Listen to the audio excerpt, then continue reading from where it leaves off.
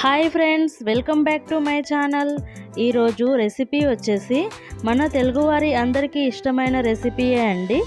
అదేనండి గుత్తొంకాయ కర్రీ. ఈ కర్రీని ఎలా తయారు చేయాలో ఈ వీడియోలో చూద్దామా. వంకాయలకు ఘాట్లు పెట్టుకుని సాల్ట్ వాటర్లో వేసుకుని పక్కన పెట్టుకోవాలి. ఒక కడాయిలో ఎండు కొబ్బెర, పల్లీలు, ధనియాలు, జీలకర్ర, 1 కప్పు నువ్వులు, మెంతులు, లవంగాలు, యాలకులు, చెక్క, ఎండుమిరపకాయలను వేసుకుని మంచిగా ఫ్రై చేసుకోవాలి. మంచి కలర్ వచ్చే వరకు ఫ్రై చేసుకోవాలి. ఇలా ఫ్రై చేసుకున్న తర్వాత ఈ మసాలా మొత్తం తీసుకుని ఒక ప్లేట్లో పెట్టుకోవాలి. స్టవ్ ఆన్ చేసుకుని కడాయి పెట్టుకోవాలి. 2 టేబుల్ స్పూన్ల ఆయిల్ వేసుకోవాలి. ఈ ఆయిల్ వేడైన తర్వాత ముందుగా ఘాట్లు పెట్టుకున్న వంకాయలను వేసుకుని ఫ్రై చేసుకోవాలి. ఈ వంకాయలు ఫ్రై అయ్యేలోపు ఈ కర్రీ మసాలా కోసము ఒక మిక్సింగ్ బౌల్లో ఉల్లిపాయలు, టమాటాలు, అల్లం, ఎల్లిగడ్డ, ముందుగా ఫ్రై చేసుకున్న మసాలాను వేసి మిక్సీ పట్టుకుని పక్కన పెట్టుకోవాలి. ఈ వంకాయలు ఫ్రై అయిన తర్వాత వంకాయలను తీసుకుని ఒక ప్లేట్లో పెట్టుకోవాలి. ముందుగా మిక్సీ పట్టుకున్న ఈ మసాలాలో 1 స్పూన్ కారము, 1/2 స్పూన్ ఉప్పు, 1/2 స్పూన్ పసుపు వేసి ఈ మసాలాను మొత్తం ఒకసారి మంచిగా కలుపుకోవాలి.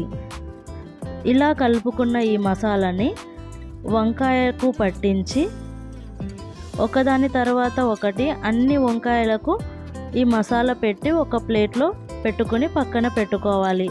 ఒక కడాయి పెట్టుకుని ఆయిల్ వేసుకోవాలి. ఆయిల్ వేడైన తర్వాత 1/2 స్పూన్ జీలకర్ర, 3 పచ్చిమిరపకాయలు, 2 రెమ్మల కరివేపాకు వేసుకుని ఇవి ఫ్రై చేసుకోవాలి. ఇప్పుడు మిగిలిన మసాలాని మొత్తము ఈ ఆయిల్లో వేసి ఫ్రై చేసుకోవాలి. ఇప్పుడు ఒక నిమ్మకాయ సైజ్ అంతా చింతపండును నానబెట్టి చింతపండు రసాన్ని ఈ మసాలాలో వేసుకుని ఒక్కసారి కలుపుకోవాలి. ఆ తర్వాత 1 గ్లాస్ వాటర్ కూడా వేసుకోవాలి. ఒక 2-3 నిమిషాలు ఈ మసాలా మొత్తం కుక్ చేసుకున్న తర్వాత ఇప్పుడు వంకాయలను వేసుకోవాలి.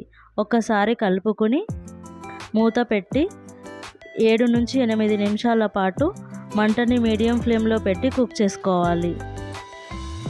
మూత తీసాక కరెక్ట్గా 2 నిమిషాలు కుక్ చేసుకున్న తర్వాత కర్రీ నుండి ఆయిల్ సపరేట్ అవుతుందండి.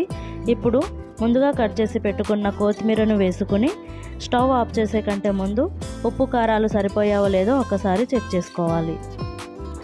ఈ కర్రీతో బగారా రైస్ లేదా ప్లెయిన్ రైస్తో తింటే చాలా బాగుంటుందండి.